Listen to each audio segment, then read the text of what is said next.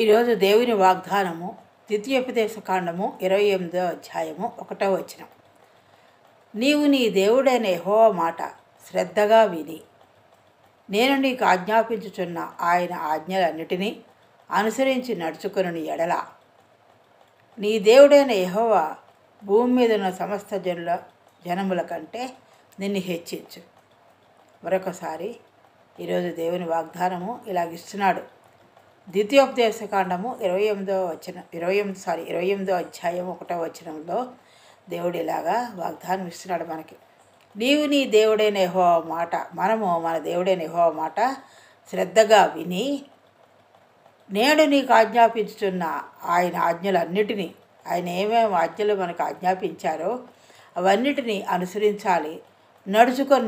అనుసరించడమే కాదు, వాటిని అనుసరించుకుంటూ నడుచుకొని ఎడ్ల నీ దేవుడైన యెహోవా భూమి మీద ఉన్న సమస్త జనముల కంటే నిన్ను హెచ్చించు. మన దేవుడైన యెహోవా భూమి మీద ఉన్న జనాలందరికంటే కూడా మన హెచ్చిస్తాడని దేవుడి వాగ్దానము సెలవిస్తోంది.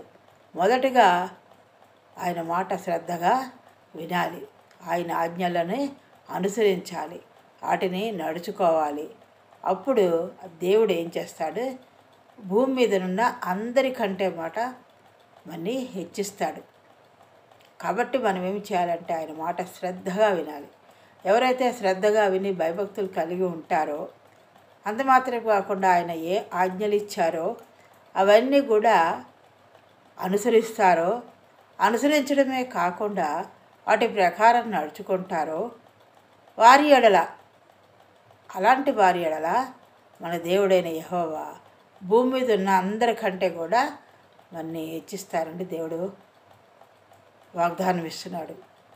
మరి నీవు ఈ రాత్రికాల సమయంలో ఆయన మాటలను శ్రద్ధగా వినాలని సంకల్పించుకోవాలి, ఆయన ఆజ్ఞలు అనుసరించాలని సంకల్పించుకోవాలి, వాటిని నడుచుకుంటానని మన హృదయంలో అనుకుని నడుచుకుంటూ ఉండాలి. అప్పుడు మనం ఆశీర్వదింపబడతాం. అందరికంటే ఆశీర్వదిస్తానని దేవుడు వాగ్దానము చేస్తున్నాడు. మరి మనము అలాగా ముందుకు సాగాలంటే ఆయన మాటలను మన మనసులో ఉంచుకొని ముందు శ్రద్ధగా వినాలి, మనసులో ఉంచుకోవాలి, అనుసరించాలి. ఆజ్ఞలన్నిటినీ అనుసరించి నడుచుకుంటూ ఉంటే ఆయన మనని హెచ్చించే దేవుడై ఉన్నాడు. ఎలా హెచ్చిస్తాడో మనకు తెలియదు. ఆయన గొప్ప కార్యాలు చేసే దేవుడై ఉన్నాడు. కాబట్టి ఇది నమ్మి మనం ముందుకు సాగిపోవాలి. ఆమేన్.